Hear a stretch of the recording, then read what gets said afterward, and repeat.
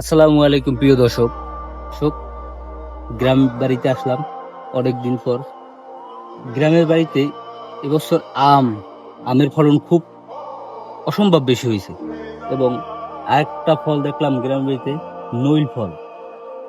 দর্শক, নইল ফল কি চমৎকার, গাছে কি সুন্দর, একদম ধরছে এত দেখার মতো।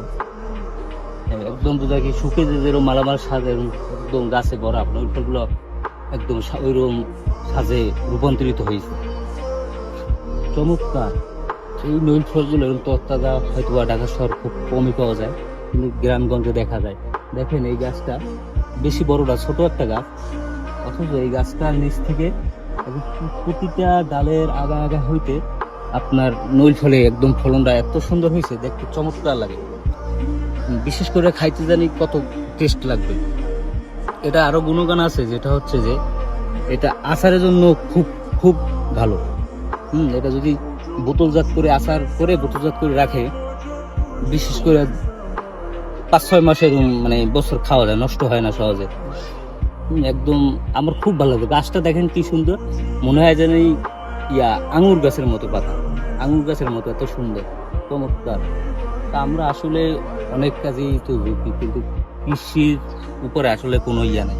কৃষিকাজ এমন একটা ফলনের কাজ, ভবিষ্যতে কৃষির প্রতি মানুষের আসক্ত হওয়া লাগবে। ইনকেস যদি এই যে বর্তমানে ইরান, আমেরিকা, তারপরে ইসরায়েল যে যুদ্ধ হচ্ছে, এত মানুষের তো নানান, যদি ইনকেস যদি কোনোভাবে যদি ইন্টারনেট লাইনটা কাইটে যায়, তেল সরবরাহ যদি বন্ধ হয়ে যায়, তা মানুষের কি দুর্ভোগ হবে। গ্রামের বাড়িতে মানুষের টুকটাক অল্প ছোট জমি তো অবশ্যই আছে। মানুষ যদি কৃষির প্রতি করে, আমার মনে হয় অর্থ সংকটে অর্থপক্ষে মানুষের ভোগা লাগবে না। তাই মানুষ তো আমরা কৃষিকাজকে অবশ্যই অনেকে মনে করি ছোট কাজ, কিন্তু বর্তমানে প্রায় দেখা যায় কৃষি বিশ্ববিদ্যালয় থেকে মানুষ ডিগ্রি নিয়ে বিভিন্ন জায়গায় তারা কৃষি প্রযুক্তি কৃষি নিয়ে কাজ করে। তাদের তো আসলেই এত মনে করেন লাভ বা সময়, স্বাস্থ্য সব আল্লাহর মতো ভালোই থাকে। এই প্রত্যেকটা ডাল প্রত্যেকটা ডাল দেখা ফলনগুলো এখান থেকে তো খাওয়া হয়েছে, তারপর বন্যায় কিছু মানে পড়ছে, অনেক পড়ছে বন্যায়। কত সুন্দর, তো আরো থাকতো। মনোমুগ্ধকার। যাওয়ার সময় কিছু দেয় আপনাদের জন্য, ঢাকা নিয়ে যাবে। মাশাআল্লাহ, চমৎকার। দর্শক, লকট গাছ এখন সবাই আপাতত এখন তো ছোট ছোট, কিন্তু গাছ ভরা। গ্রাম ভাষায় লকট। আমাদের গ্রামের বাসায় এটা লকট গাছ। এটা একটু বৃষ্টি হলে বড় বড় হয়ে যাবে লকট গুলো, কত সুন্দর। এই পহেলা বইটা গাছের পাতা কত সবুজে একদম আকার ধরছে, যখন বৃষ্টিতে পড়বে এই ফলগুলো বড় বড় হবে, লাল লাল রঙের হবে, বিভিন্ন কালার হবে, দেখতে খুবই ভালো। এবং ওর বিট লবণ দিয়ে খেতে খুব সুস্বাদু এই লকটগুলো।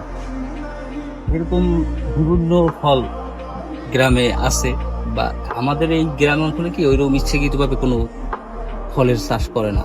ওই মনে শখ বশত কোনো একটা গাছ রোপণ করে, কিন্তু আল্লাহর রহমতে ভালো ফলন দেয়।